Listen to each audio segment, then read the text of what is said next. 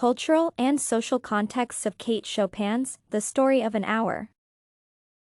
This essay aims to explain the cultural and social context behind The Story of an Hour, written in the mid-19th century by Kate Chopin.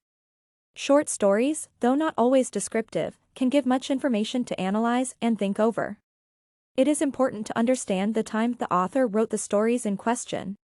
The time and place reflect the key motifs and some unexpected inquiries into what the writer was trying to convey to the reader.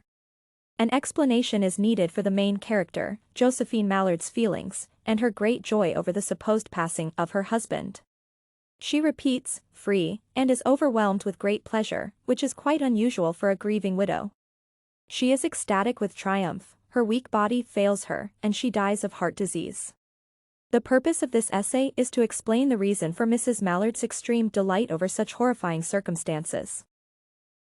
The story starts with the description of Mrs. Mallard finding out about her husband's alleged passing. His sudden death was a train accident, and she cried tears of shock. However, as soon as she returned to her room and was alone, she felt her heartbeat quicken and her mind racing.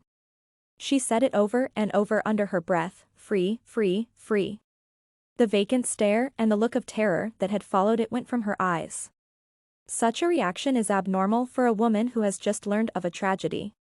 Then it is explained that she feels intense pleasure over the prospect of being alone for years to come. It is evident that she never loved her husband, and that marriage made her feel trapped.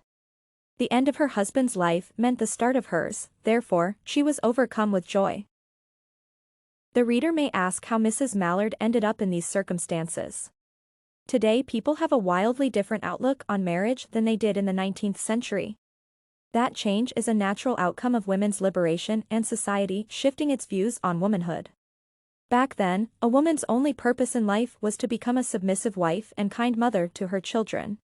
Welter writes, the attributes of true womanhood, by which a woman judged herself and was judged by her husband, her neighbors, and society, could be divided into 4 cardinal virtues: piety, purity, submissiveness, and domesticity. A woman's place was beside her husband, but never by herself. Her identity depended on her social status, to which she could only contribute by being a wife and mother. It is not difficult to imagine that many women were pressured into a marriage to men with whom they were not truly happy. And yet she had loved him, sometimes. Often, she had not. Josephine was emotionally free from her misfortunate marriage via her husband's alleged death, and that freedom made her feel truly happy. In 19th century America, women's status in society was incredibly low. Whenever a woman married, her legal identity essentially disappeared.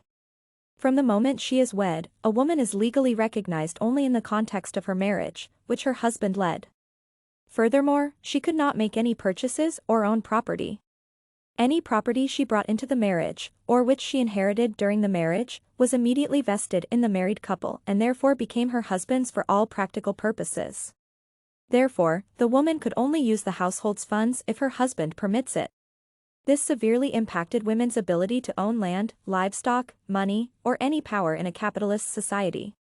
It also made them extremely dependent on their spouse, which caused a sense of powerlessness in the relationship. Widows, however, could make financial decisions for themselves and their families, such as making a will, buying or selling property, and more. They had financial sovereignty and control over their lives. They were essentially free. Such were the circumstances for the main character Josephine, and her sudden liberation from this dependency contributed to her happiness. Lastly, Josephine was joyous because before, she could not use her right to divorce. Nowadays, separation of legally bound couples is common, but that was not the case for people in the 19th century. Divorce was not an option during that time, and the only means of ending one's marriage was to pass a private bill, and its granting was rare if not impossible. Women like Josephine were truly trapped in their partnership with no way to escape. Even if a bill granting a divorce were to be passed, a woman would be left stranded. Since her finances were owned and managed by her husband, her inheritance was assigned to him, and she had no property to sell or earn money from. She was destined for a life of poverty.